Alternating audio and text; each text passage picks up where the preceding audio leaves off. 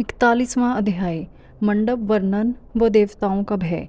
ब्रह्मा जी बोले, हे मुनि श्रेष्ठ नारद, तुम भी भगवान शिव की बारात में सहर्ष शामिल हुए थे। भगवान शिव ने श्री हरि विष्णु से सलाह करके सबसे पहले तुमको हिमालय के पास भेजा। वहाँ पहुंचकर तुमने विश्वकर्मा के बनाए दिव्य और अनोखे मंडप को देखा तो बहुत आश्चर्यचकित रह गए।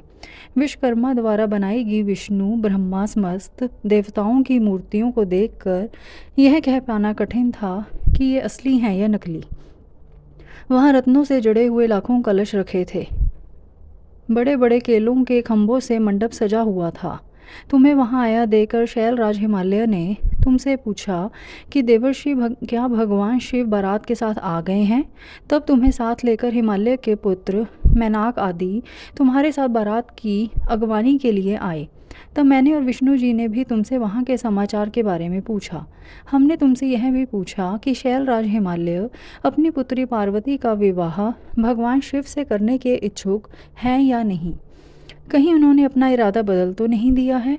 यह प्रश्न सुनकर आप मुझे विष्णु जी और देवराज इंद्र को एकांत स्थान पर ले गए और वहाँ जाकर तुमने वहाँ के बारे में बताना शुरू किया। तुमने कहा कि हे देवताओं, शैलराज हिमालय ने शिल्पी विश्वकर्मा से एक ऐसे मंडप की रचना करवाई है जिसमें आप सब देवताओं के जीते जागते चित्र लगे हुए हैं। उन्हें देखकर मैं तो अपनी सुध-बुध ही खो बैठा था। इसे देखकर मुझे यह लगता है कि गिरिराज आप सब लोगों को मोहित करना चाहते हैं।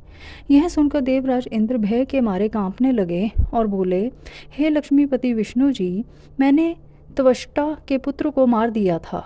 कहीं उसी का बदला लेने के लिए मुझ पर विपत्ति ना आ जाए। मुझे संदेह हो रहा है कि कहीं मैं वहाँ जाकर मारा ना जाऊँ। तब इंद्र के वचन सुनकर श्री हरि विष्णु बोले कि इंद्र, मुझे भी यही लगता है कि वह मूर्ख हिमालय हमसे बदला लेना चाहता है, क्योंकि मेरी आज्ञा से ही तुमने पर्वतों के पंखों को काट दिया था।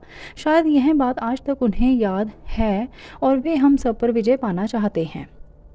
परंतु हमें डरना नहीं चाहिए। हमारे साथ तो स्वयं महादेव जी हैं, भला फिर हमें कैसा भय। हमें इस प्रकार गुपचुप बातें करते देखकर भगवान शिव ने लौकिक गति से हमसे बात की और पूछा, हे देवताओं, क्या बात है, मुझे स्पष्ट बता दो। शैलराज हिमालय मुझसे अपनी पुत्री पार्वती का विवाह करना चाहते हैं या नहीं। इस प्रकार यह व्यर्थ बातें करते रहने से भला क्या लाभ। भगवान शिव के इन वचनों को सुनकर नारद तुम बोले, हे देवाधिदेव शिव जी, गिरिजा नंदिनी पार्वती से आपका विवाह तो निश्चित है, उसमें भला कोई विघ्न बाधा कैसे आ सकती है। तभी तो शैलराज हिमालय ने अपने पुत्रों मैनाक आदि को मेरे साथ बारात की अगवानी के लिए यहाँ भेजा है। मेरी चिंता का कारण दूसरा है। प्रभु, आपने मुझे हिमालय के यहाँ बारात के आगमन की सूचना देने के लिए भेजा था। जब मैं वहाँ पहुँचा तो मैंने विश्वकर्मा द्वारा बनाए गए मंडप को देखा।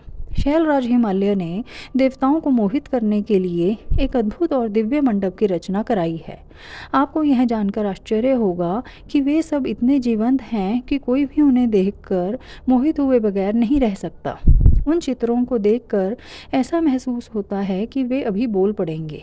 प्रभु, उस मंडप में श्री हरि, ब्रह्मा जी, देवराज इंद्र सहित सभी देवताओं, ऋषि मुनियों सहित अनेक जानवरों और पशु पक्षियों के सुंदर व लुभावने चित्र बनाए गए हैं।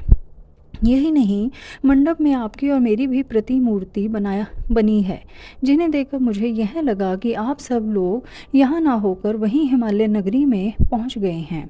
नारद, तुम्हारी बातें सुनकर भगवान शिव मुस्कुराए और देवताओं से बोले, आप सभी को भय की कोई आवश्यकता नहीं है। शैलराज हिमालय अपनी प्रिय पुत्री पार्वती हमें समर्पित कर रहे हैं, इसलिए उनकी माया हमारा क्या बिगाड़ सकती है। आप अपने भय को त्याग कर हिमालय नगरी की ओर प्रस्थान कीजिए। भगवान शिव की आज्ञा पाकर सभी बाराती भय मुक्त होकर उत्साह और प्रसन्नता के साथ पुनः नाचते गाते शिव बारात में चल दिए।